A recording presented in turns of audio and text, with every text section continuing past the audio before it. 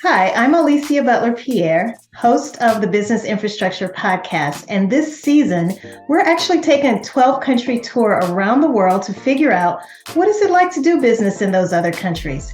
Next up on our tour is Ireland. But before we get started, make sure you subscribe so that you don't miss any of the other episodes this season. Now, let's go ahead and figure out what is it like to do business in Ireland. Imagine we're in the airport in Abuja, Nigeria. We just met with Mujahid Usman, who shared all kinds of useful information for tapping into their labor market to scale our back office operations. Now we're mentally preparing ourselves for the 10-hour flight north into Europe, Ireland to be exact. I'm Alicia Butler Pierre, and this is season 18 of the Business Infrastructure Podcast, the show where we share operational tips, tactics, and tools for curing back office blues. For many of us, when we think of Ireland, the color green comes to mind. Your first memory of Ireland may also be of St. Patrick, the patron saint of Ireland, who's honored every year with a holiday in many parts of the world. We're now aboard Equilibria Airlines. We occasionally stretch as we eagerly anticipate our second stop on our 12-country tour. This episode is underwritten by Equilibria Incorporated, the company behind this podcast, where we design scale-ready business infrastructure for fast-growing small businesses. Our plane is now making its initial descent into Dublin, the capital and largest city of Ireland. But this isn't our final destination. It's actually in another town. As we walk through the spacious airport toward baggage claim, we notice a friendly blonde woman holding up a sign with our names on it. It's Martina Goss, and she's arranged for a driver to whisk us off for a 1-hour drive to the location where our interview will take place. Once there, we set up the microphone and recorder for what's sure to be an enlightening conversation. This is episode 223, Doing Business in Ireland with Martina Goss. It's lovely to be talking to you and your listeners today. My name is Martina Goss. I am from Ireland and I'm here in Ireland today. I'm speaking to you from a startup hub here in my local town. It's called Dundalk. And it's 1 hour away from Dublin, our nearest city in the Republic of Ireland.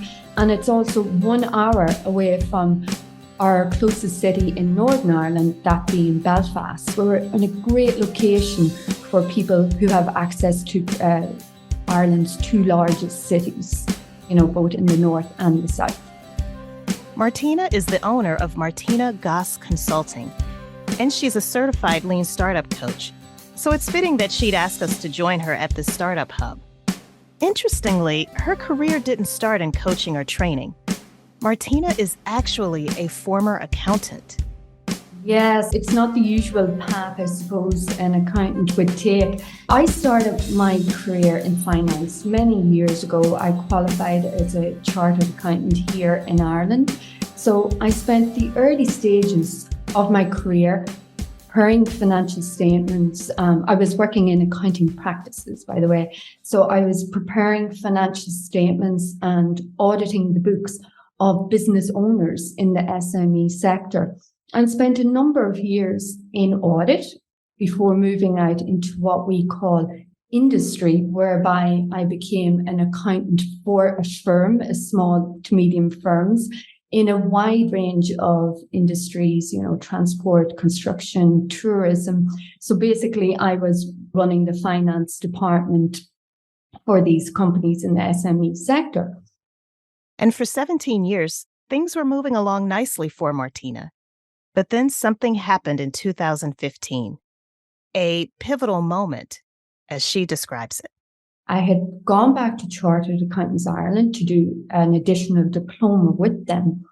But it was during this diploma that we had a module that was delivered by an executive psychologist.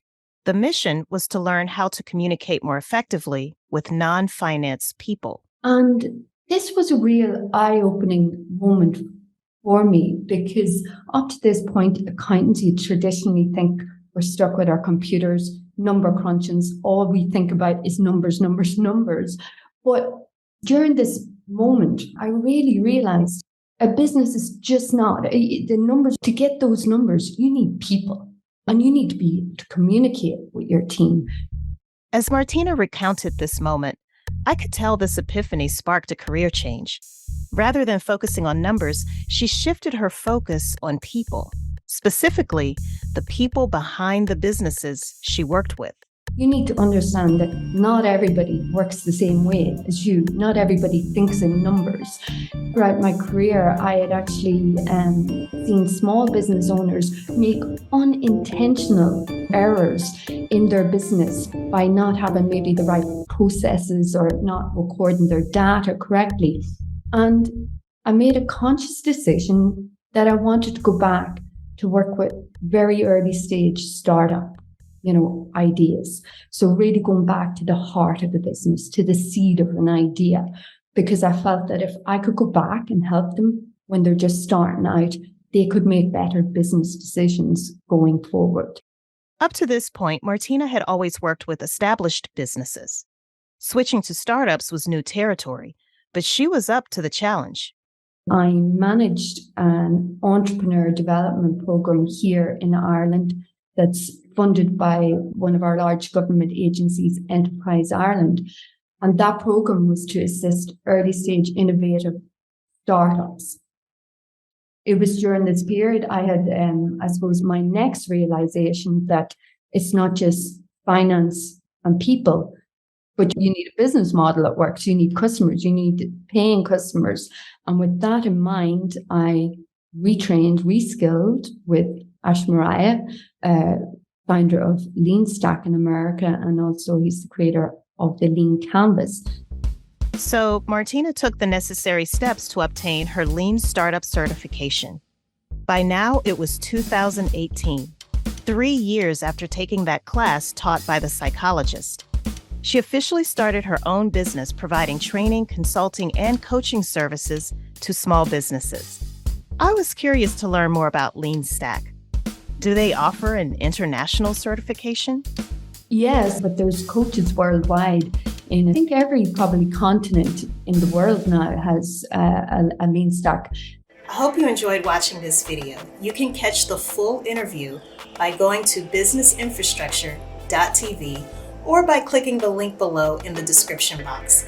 Don't forget to subscribe so that you'll know exactly when the next episode drops. See you in the next video. Join us next week for another episode of Business Infrastructure with Alicia Butler-Pierre.